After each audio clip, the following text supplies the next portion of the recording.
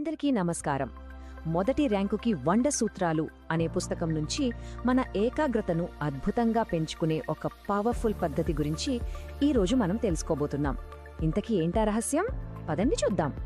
అవును కదా, ఏకాగ్రత పెట్టడం రోజురోజుకి ఎందుకంత కష్టమైపోతోంది? కారణం మన చుట్టూ ఉన్న డిస్ట్రాక్షన్స్. స్మార్ట్ ఫోన్లు, సోషల్ మీడియా నోటిఫికేషన్లు, ఇలాంటి వాటి మధ్యలో దృష్టిని ఒకే చోట నిలబెట్టడం నిజంగా ఒక పెద్ద సవాలే. అయితే దీనికి పరిష్కారం ఏదో పెద్ద పెద్ద మార్పులు చేసేయడంలో లేదు. అసలైన విజయం చిన్న చిన్న అలవాట్లతోనే మొదలవుతోంది. ఈ ఒక్క ఆలోచనే మనకు దారి చూపిస్తోంది. ఈ పుస్తకం ఏం చెబుతోందంటే, మన ఏకాగ్రతకు సంబంధించిన అస్సలు రహస్యం మనం పని ఎప్పుడు మొదలు పెడతామనే దానిమీదే ఆధారపడి ఉందట. ఆ సమయమే ఉషోదయం. ఈ పద్ధతికి గుండెలాంటిది బ్రహ్మముహూర్తం. దీన్నే పుస్తకంలో బ్రహ్మ సమయం అని కూడా అంటారు. అంటే సూర్యోదయానికి కాస్త ముందు ఉండే ఆ పవిత్రమైన సమయమన్నమాట. చదువుకోవడానికి, మనసును సిద్ధం చేయడానికి ఇంతకంటే మంచి టైం ఉండదంటారు. ఎందుకంటే ఆ 3వ సూత్రం ప్రకారం ఆ సమయంలో మన బ్రెయిన్లో ఉండే ఎలక్ట్రోమాగ్నెటిక్ వేవ్స్ చాలా ఫ్రెష్గా, చాలా శక్తివంతంగా ఉంటాయట. అందుకే బ్రహ్మ ముహూర్తం అంత ప్రభావవంతంగా పనిచేస్తుందని దీని వెనుకున్న ఫిలాసఫీ చెప్తోంది. సరే, ఈ బ్రహ్మ ముహూర్తాన్ని మన జీవితంలో ఎలా భాగం చేసుకోవాలి? దానికోసం ఒక చాలా సింపుల్ కానీ పవర్ఫుల్ రొటీన్ ఏంటో ఇప్పుడు చూద్దాం. కేవలం 3 స్టెప్స్. 1. సూర్యోదయం కంటే ముందే నిద్ర లేవటం. 2. చదువుకోవటానికి ముందు స్నానం చేయటం. 3. వీలైనంత వరకు మౌనంగా ఉండటం. ఈ 3 కలిస్తే మన ఏకాగ్రత అద్భుతమైన స్థాయికి చేరుకుంటుంది. ఇక్కడ ముఖ్యంగా స్నానం గురించి గమనించాలి. అదేదో ఒళ్ళు శుభ్రం చేసుకోవడం మాత్రమే కాదు. 34వ సూత్రంలో చెప్పినట్టు అది మనసుకు కొత్త శక్తినిస్తుంది, మనల్ని రిఫ్రెష్ చేస్తుంది. మరి ఈ మౌనం ఎందుకంత ముఖ్యం?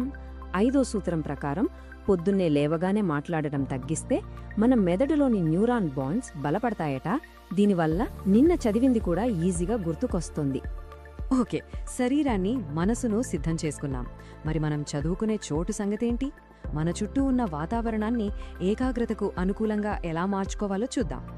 44వ సూత్రం ప్రకారం మనం చదువుకునే చోటుని ఒక పవిత్రమైన గుడిలా మార్చుకోవాలన్నాట.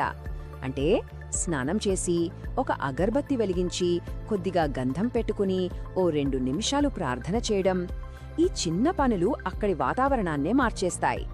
ఈ సరస్వతీ పీఠం ఫోటో చూస్తేనే మనకర్థమవుతుంది. చదువుకోవడానికి ఒక పవిత్రమైన స్థలం ఎంత ముఖ్యమో ఇది తెలియజేస్తుంది. మన స్థలం మన సంకల్పాన్ని ప్రతిబింబించాలి. ఇంతకీ ఈ ఆచారాల అంతిమ లక్ష్యమేంటో తెలుసా? మన పంచేంద్రియాలను కంట్రోల్లోకి తెచ్చుకోవడం. అప్పుడు మన ఏకాగ్రత మొత్తం మనం చేసే పని మీదనే నిలుస్తుంది. ఇవన్నీ బాగానే ఉన్నాయి, కానీ ఈ పద్ధతుల వెనుక ఉన్న అసలైన ఫిలాసఫీ ఏంటి? అసలు లక్ష్యమేంటి? ఈ పుస్తకం నుంచి మనకు అందే ఒక్క శక్తివంతమైన సందేశం ఇదే: చదవడమే ఆనందం, ప్రథమ శ్రేణిలో పాసవటం బోనస్. అంటే చదువుకోవడమే అసలైన సంతోషం.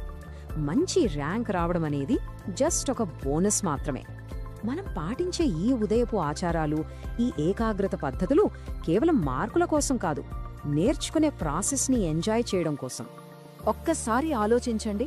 ఈ ప్రాచీన పద్ధతుల్ని ఉపయోగించి మన ఉదయాన్ని మన కంట్రోల్లోకి తెచ్చుకుంటే మన సామర్థ్యాన్ని ఏ స్థాయికి తీసుకెళ్లగలం? ఏమేం సాధించగలం? ఆలోచించండి.